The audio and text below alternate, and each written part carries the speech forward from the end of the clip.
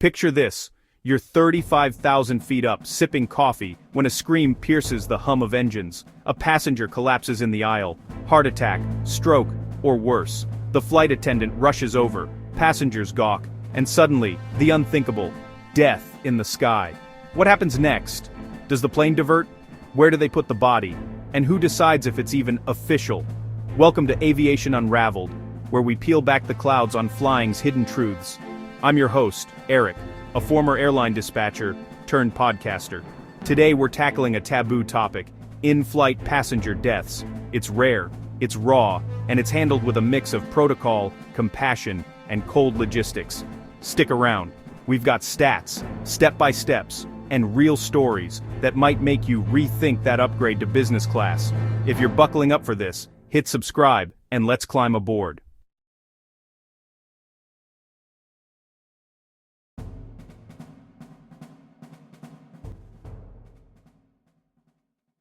First off, breathe easy. It's not as scary as Hollywood makes it. In-flight deaths are incredibly rare. According to a 1988 study in aviation, space, and environmental medicine, there are about 72 deaths per year across commercial flights worldwide. That's roughly 1 per 3.2 million passengers, or 0.31 deaths per million flyers. More recent data from the American Journal of Emergency Medicine pegs medical emergencies at 18.2 incidents per million passengers, but only about 0.3%, or 1 in 333 emergencies, end in death. Why up here? Long-haul flights are culprits. Think economy class syndrome from deep vein thrombosis, or the toll of immobility on folks over 50. A Duke University study last year found one medical emergency every 212 flights, with cardiac issues topping the list.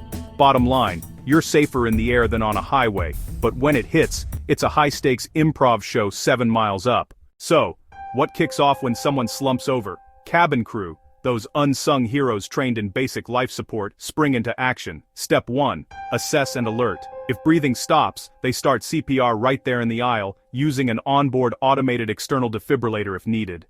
The captain's notified pronto. They'll patch through to ground-based docs via satellite phone. Services like Medair consult in real time, weighing if diversion's wise. Former pilot Marco Chan, now a lecturer, says it's a triage call.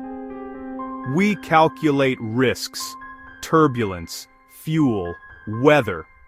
Most times, no diversion. CPR continues mid-flight, but exhaustion's real. Crew might tag in passengers with medical badges. Airlines like Qatar or American follow ATA standards. Interbeninasem Cauderis Bida Standard Ido. Prioritize revival, but if it's futile after 30 minutes of no pulse, no AED shocks advised, presumption of death. Crew aren't docs though. Ex-cabin manager Jay Robert told the BBC, "We shift from service to life-saving." Then, mortician. It's raw, passengers frozen, kids shielded by blankets, and that vegetarian meal mix-up on Qatar last June, an 85-year-old choked on eat-around-the-meat advice. Crew tried CPR, but he passed en route to Colombo. Heartbreaking reminder, even small errors cascade at altitude.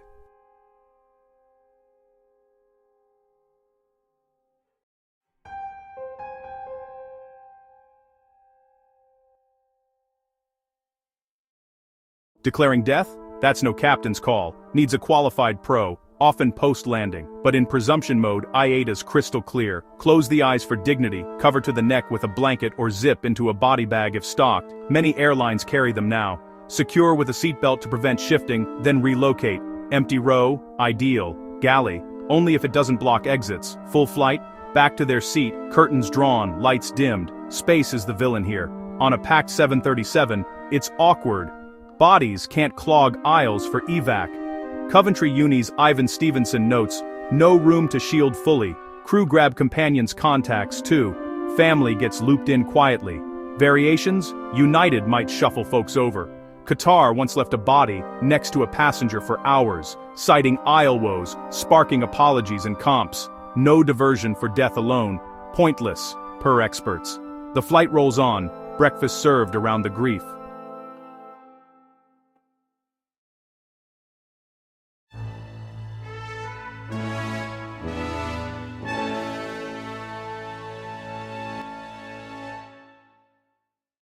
Touchdown hits, and bureaucracy bites. Captain alerts ATC and Ops Center, local authorities, coroners, port health, meet the gate. Jurisdiction, usually departure or arrival port per the Tokyo Convention. Death certificate, issued later, after autopsy if suspicious.